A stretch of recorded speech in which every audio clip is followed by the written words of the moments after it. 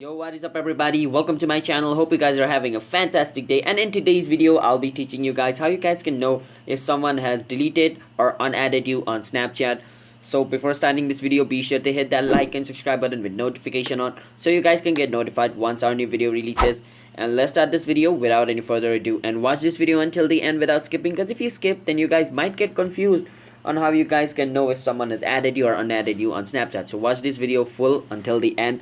Let's start the video now. The first thing you need to do to check if the person has added you or unadded you on your friend is go on chat. So let's say if I want to check if Avinav Timla has unadded me on his friend or deleted me, I can just click on his name, and as you guys can see, I can see this number over here. So if I see this number over here beside his name, this 22,000 number, then basically it's a snap score and I can view it, which means I'm still a friend with Avinav Timla. So the first way to check it is this way. So let me show you. If you're not added to the person, what it's going to show, I'm going to search for a random person. So I search for Messi, right?